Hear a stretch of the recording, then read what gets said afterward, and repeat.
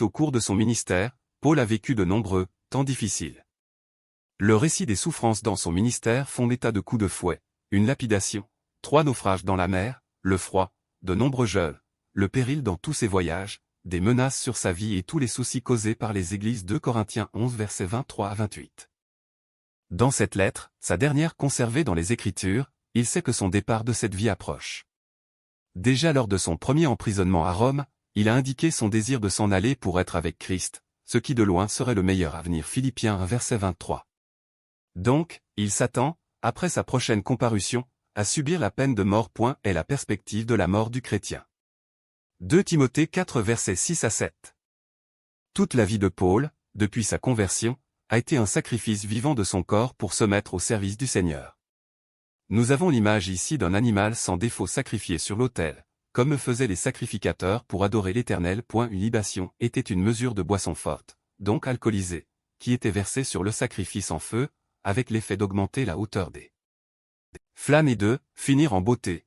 Il voit donc sa mort comme le geste final de couronnement versé sur le sacrifice de sa vie au service de Dieu. Le moment de départ, le nom employé ici, analusie, vient du verbe luo de détacher ou de dénouer. De là nous avons le mot dénouement. Cela signifie littéralement qu'il voit la morte comme le largage des amarres d'un bateau pour qu'il prenne le large, ou comme un lever de camp militaire pour aller ailleurs.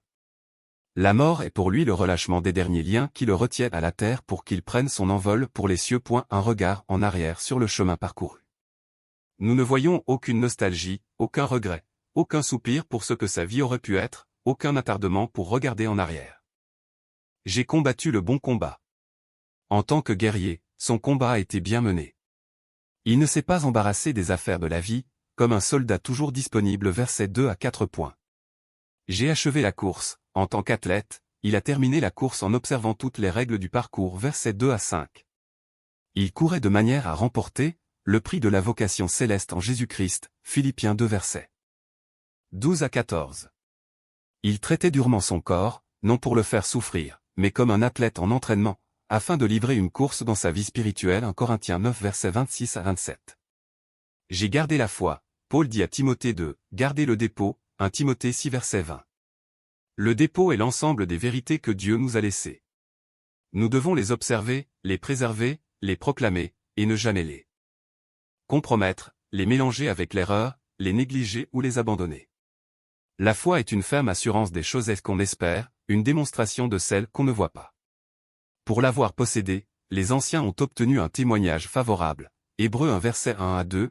Il a perspective de l'avènement du Seigneur. 2 Timothée 4 versets. Émoticône, n'en croyant pas ses yeux. La couronne de justice est réservée. Le terme, réservé, traduit le mot apokémé.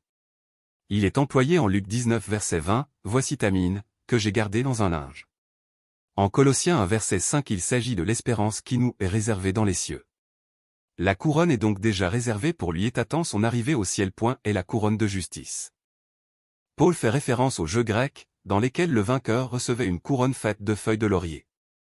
Paul attend une couronne qui ne se fane pas, incorruptible, une récompense juste pour le service fidèle.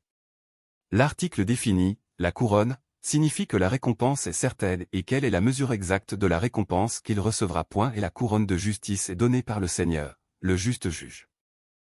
Là encore, les juges des épreuves sportives devaient être des experts dans ces jeux, ils devaient évaluer par eux-mêmes qui était le gagnant et devaient remettre les récompenses. Le Seigneur est un juge juste. Il ne fait pas exception de personne, on ne peut pas le corrompre, ni l'acheter, ni lui mettre la pression, ni l'influencer dans ses décisions. Les récompenses seront décernées de manière parfaitement équitable. Dans ce jour-là. Il s'agit ici du jour de Christ, Philippiens 2 verset 16. C'est le jour où Jésus évalue les œuvres des rachetés au tribunal de Christ, voir 1 Corinthiens 3 verset 10 à 15, chapitre 4 verset 5, 2 Corinthiens 5 verset 10. C'est un jour qu'il faut préparer soigneusement. Jésus mettra tout en lumière et chacun recevra ce qui lui sera dû. À chacun qui aura aimé son avènement. C'est la condition pour recevoir la couronne de justice. Son avènement ici est le même mot que son apparition, 2 Timothée 4 verset 1. Jean dit, nous serons semblables à lui, car nous le verrons tel qu'il est, 1 Jean 3 verset 2. Les rachetés le verront d'abord, lorsqu'il viendra dans les nuées et nous se monterons à sa rencontre dans les airs. C'est l'enlèvement de l'Église. Puis, nous assisterons au tribunal de Christ où les blâmes ou les récompenses seront données par Christ lui-même.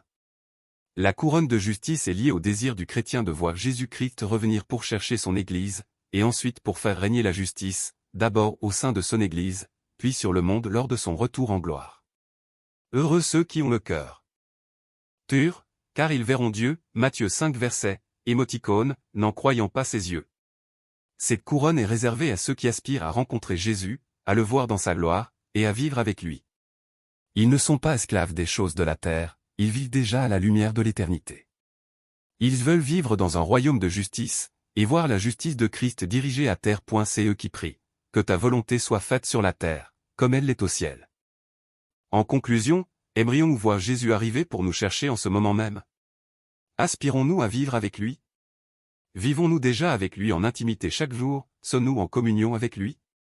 Recevrons-nous, comme l'apôtre Paul, la couronne de justice? Parce que nous aurons aimé son avènement.